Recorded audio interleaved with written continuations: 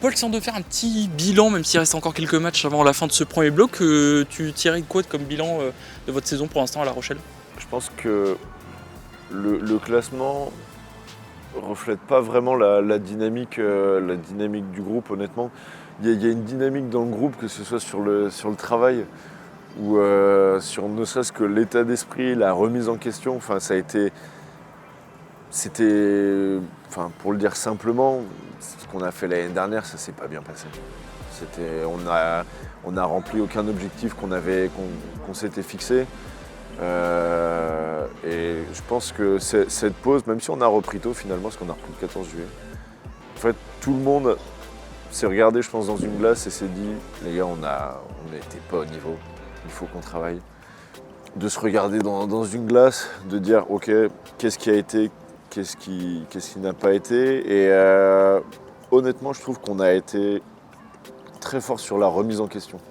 Enfin, c'est-à-dire que de comprendre, il y a une vraie volonté de comprendre, de vouloir améliorer et sans mauvais jugement, mais juste, les gars, on est une équipe. Putain, on veut le faire, on va le faire, et surtout on va le faire ensemble. Donc d'arrêter de réfléchir purement à ce qu'on veut personnellement, mais se dire mais c'est quoi le meilleur pour l'équipe, et en fait de tous avancer dans cette direction. Et c'est pour ça que je te disais, moi ce que je trouve génial, c'est moi ce qui me marque le plus, c'est que vraiment on avance en tant qu'équipe, mais à 2000% dans ce sens-là. On a complètement, je trouve, changé d'état d'esprit. Et je dis, le maître mot, c'est quel est le meilleur pour l'équipe. Tu vois, on n'est plus du tout tourné vers les individualités, mais complètement vers le collectif.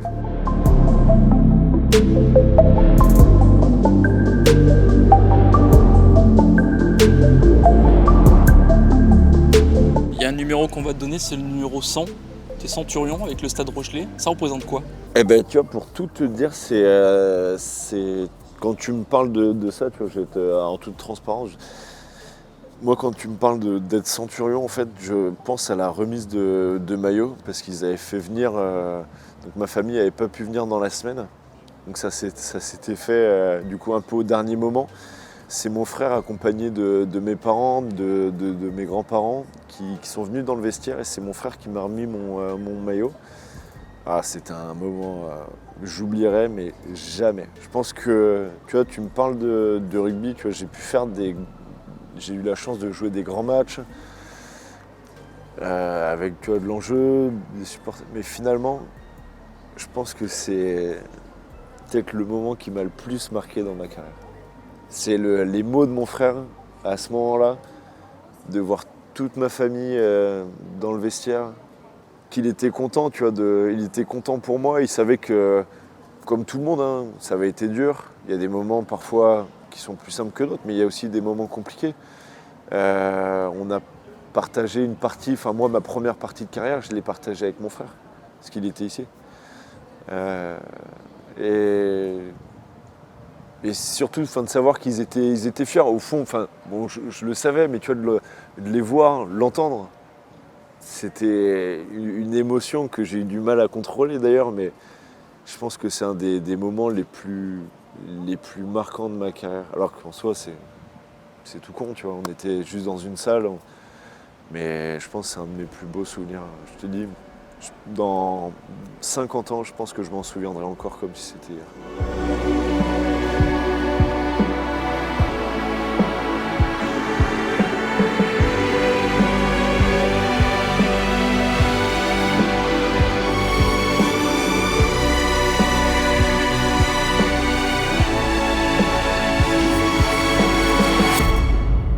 Un grand match qui vous attend, le premier face à l'Afrique du Sud, c'est vrai qu'on en parle beaucoup.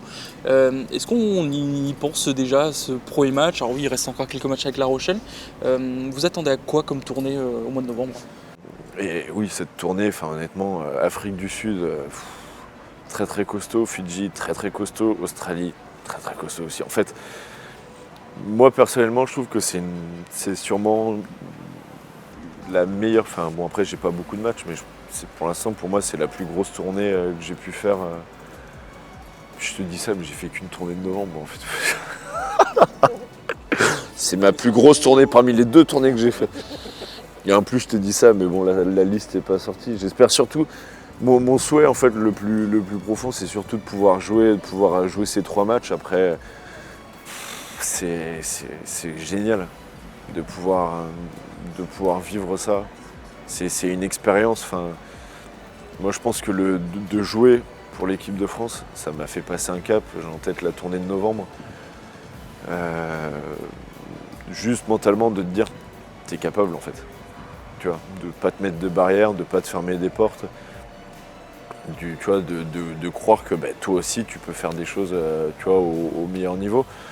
Non, je souhaite à tout le monde de pouvoir vivre ces matchs-là, ce niveau d'exigence. Après, honnêtement, c'est hyper dur. Les gens minimisent certainement la difficulté, mais en fait, ce qui est extrêmement dur, c'est que c'est sur des périodes quand même. Bon, la tournée de novembre, c'est sur un mois, donc ça va, mais le 6 Nations, c'est 2 mois et demi. Une période de Coupe du Monde, c'est quoi? C'est 3 ou 4 mois. Et en fait, tu te rends pas compte, mais c'est pour le corps, pour l'esprit, d'être à bloc pendant des périodes aussi longues. Alors après, le staff le gère bien, il y a des temps de pause, etc. Mais tu vas puiser au plus profond de toi-même. Parce que d'être à 100% sur des périodes aussi longues, en fait, ça arrive jamais sinon.